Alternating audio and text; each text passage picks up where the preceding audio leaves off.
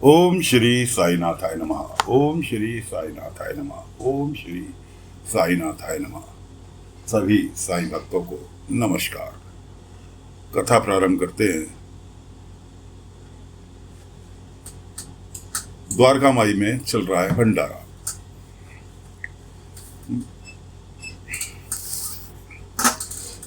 सभी लोग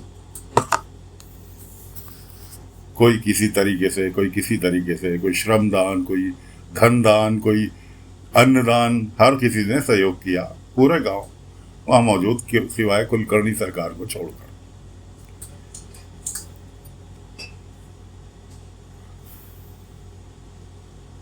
सभी भंडारे का आनंद ले रहे हैं।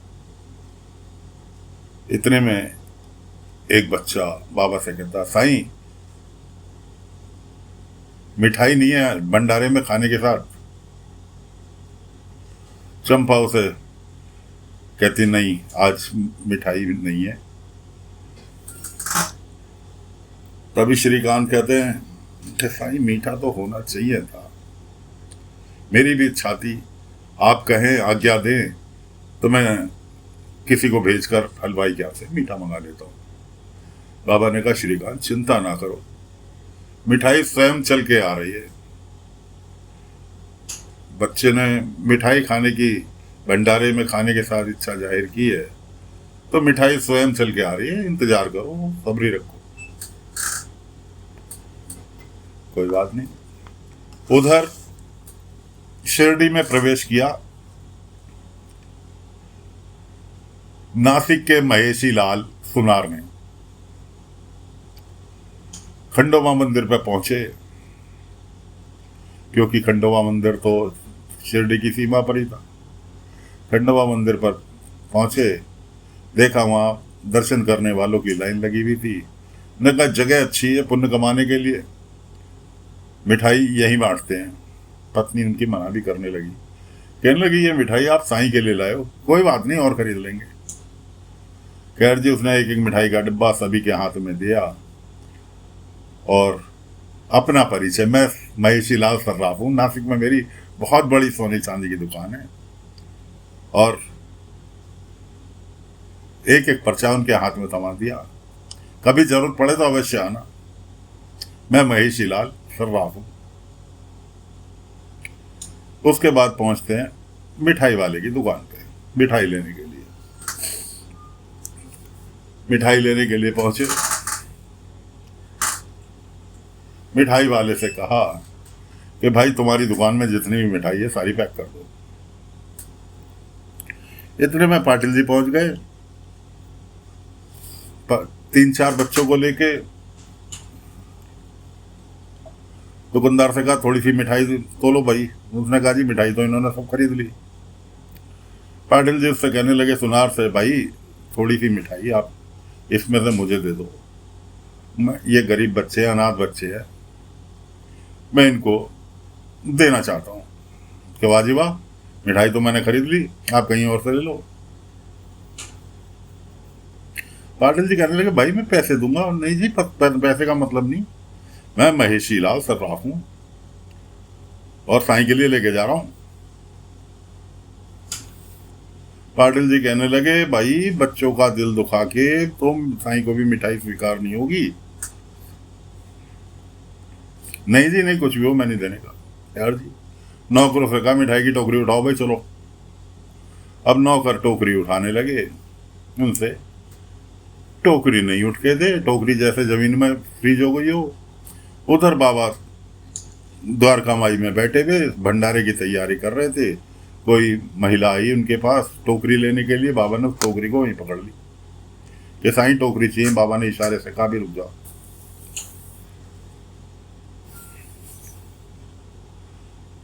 बाबा ने टोकरी वहीं की वहीं पकड़ के बैठ गए।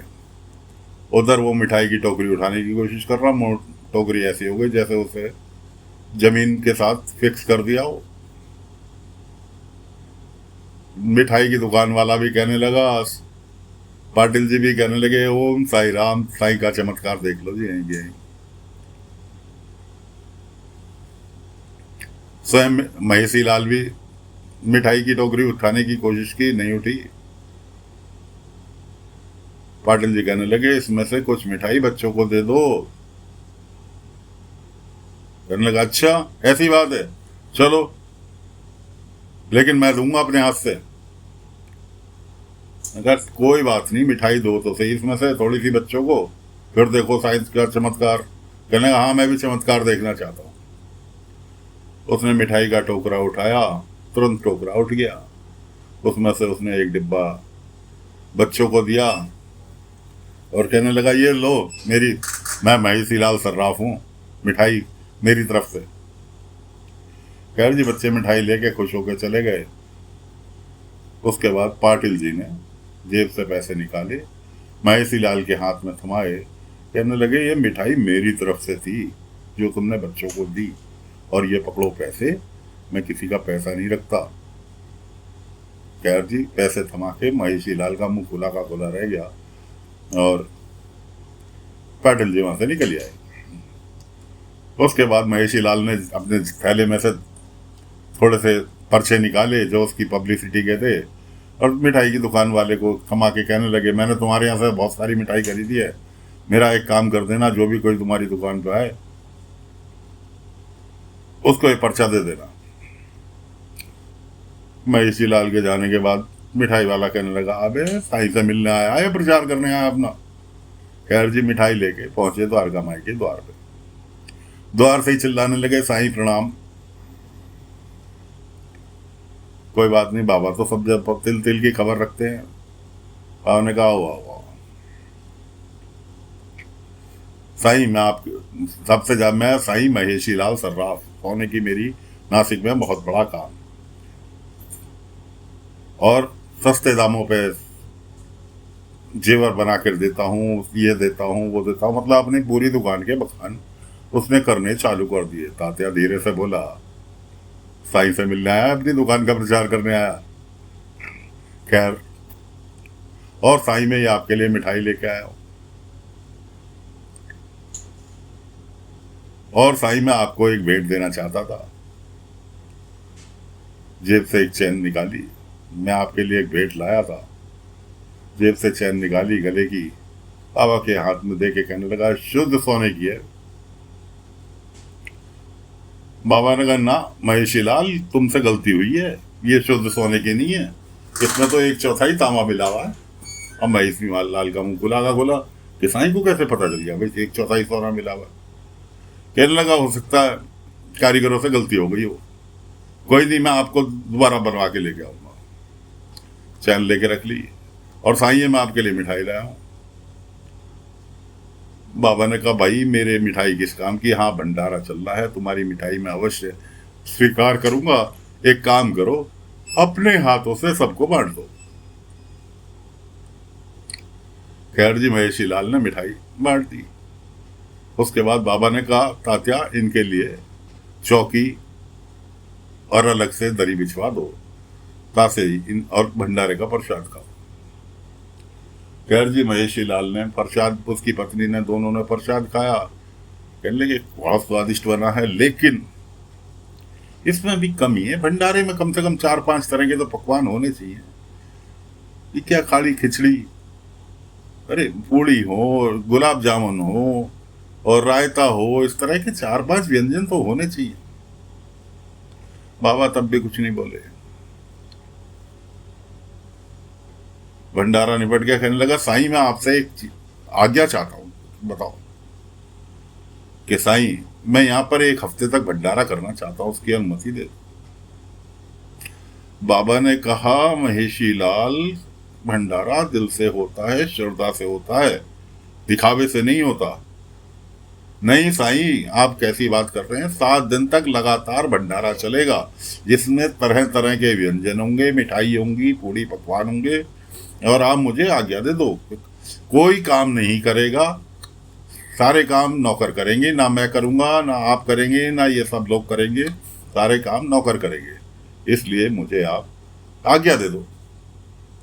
बड़ी जिद करने के बाद बाबा कहने लगे मैं तुम्हें 1 दिन की परमिशन दे रहा हूं, सिर्फ 1 दिन की आज्ञा दे रहा हूं। कल सुबह से और शाम तक भंडारा चलेगा, वो अगर तुम भंडारा करने में शाम तक सफल हो गए तो तुम्हें 7 दिन की परमिशन मिल जाएगी, आज्ञा मिल जाएगी, वरना कल की कल।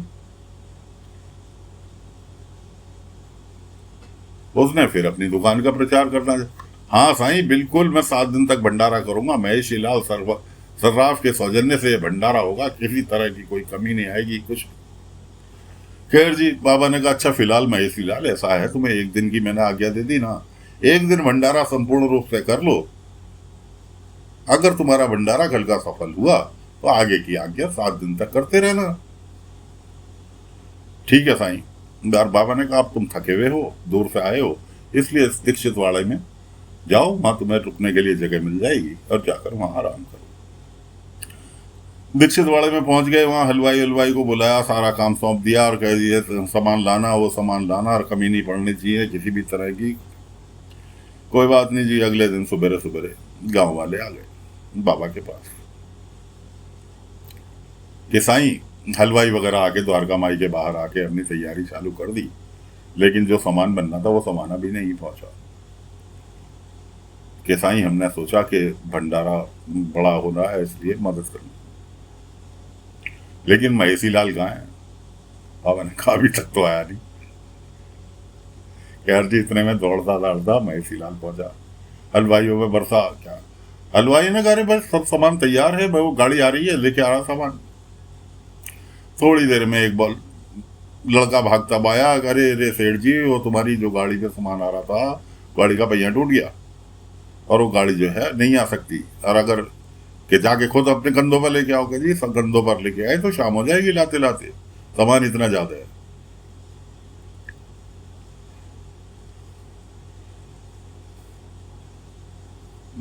महेशीलाल जो थे घबरा गए। बाबा ने कहा महेशीलाल बैठो, शांति रखो, सामान भी आ जाएगा, सब्री रखो।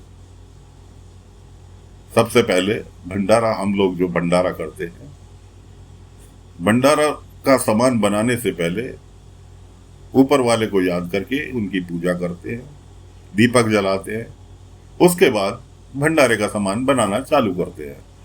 ऊपर वाले की पूजा करने के बाद, उसको सुपुर्द करने के बाद तब खाना बनाना चालू करते हैं। तो ना तो भंडारे में दिक्कत आती और ना किसी भी काम में कि भाईजामा आप पूजा की तैयारी करो। महेशीलाल से कहा इतने पूजा निपटेगी, इतने सामान भी पहुंच ही जाएगा, चिंता ना करो महेशीलाल। भाईजामा पूजा के लिए गई। बाबा ने अपना दूसरा रूप बदल धरा और पहुंच गए जहां गाड़ी खड़ी थी। जहां गाड़ी खड़ी थी वहां पहुंच गए। वहां बेचारा एक बुढ़ा आदमी, घुटने में चोट लगी हुई और एक दर्द से करारा गाड़ी का पहिया टूटा हुआ। बाबा सबसे पहले उसके पास पहुंचे, उसको बैठाया, पानी पिलाया और से उसका घुटने का देखा, उस पर उंगली लगाई। कहने लगा बाबा आप कौन हैं? बाबा ने कहा मैं एक साधारण व्यक्ति हूँ, मैंने सोचा तुम परेशान हो, कुछ तुम्हारी मदद कर दूं, ऐसी चोट लगे हुए मैं भी इतना काम। उसने कहा बाबा यहाँ नजदीक में ही गांव है शिरडी, वहां ये सामान लेके जाना, शिरडी के साईं बाबा का बहुत नाम सुना है, उनके यहाँ भंडारा है। और दूसरी चीज, मेहनत तो पेट कराता है, पेट है तो मेहनत भी करनी पड़ेगी।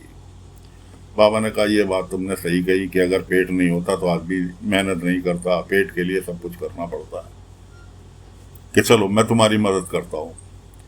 कैसे मदद करोगे बाबा? गाड़ी का तो पहिया टूट रखा है, कैसे जाएगा सामान? बाबा कहने लगे कहाँ टूट रखा है तुम्हारी गाड़ी का पहिया? देखो बिल्कुल सही है, खड़ी है गाड़ी, चलो मैं धक्का लगाता हूँ, तुम सामान लेके चलो। तो बाबा ने उस व्यक्ति की, जो बूढ़ा व्यक्ति भंडारे के लिए सामान लेकर आ रहा था, उसकी गाड़ी में धक्का लगाया और गाड़ी लेके चल दिए शिरडी की ओर। उधर दूसरा रूप बाबा का सबके साथ भट्टी की पूजा हो रही है। साथियों, जब भी कभी भंडारा हो आपके यहाँ, आपके पड़ोस में किसी मंदिर पर। और अगर हलवाई ऐसी गलती कर दे कि भट्टी की पूजा ना करे, दोस्तों सबसे बड़ी पूजा होती है अग्निदेव की। अगर अग्नि ही रुष्ट हो गई तो आप कितना ही कोशिश कर लेना, वो भंडारा सफल नहीं होगा। आपके घर में शादी हो, विवाह हो, बर्थडे पार्टी हो, कुछ भी हो, सबसे पहला काम, जिस चूल्हे पे आपका सामान बनेगा वहां उसकी पूजा करो, ऊपर वाले को याद करो, उससे क्षमा याचना करो कि जो भी ये सामान बन रहा है ये आपका प्रसाद स्वरूप है। राजी खुशी इस पर अपनी कृपा दृष्टि बनाए रखना। कभी जिंदगी में, कभी उस भंडारे में कमी नहीं आएगी, ऐसा बाबा का कहना है। तो फिलहाल कथा को यहीं पर विराम दे रहे हैं। आगे की कथा अगले अंक में लेकर फिर हाजिर होंगे। तब तक के लिए आज्ञा दीजिए। ओम साई राम, ओम साई राम, ओम साई राम, ओम साई।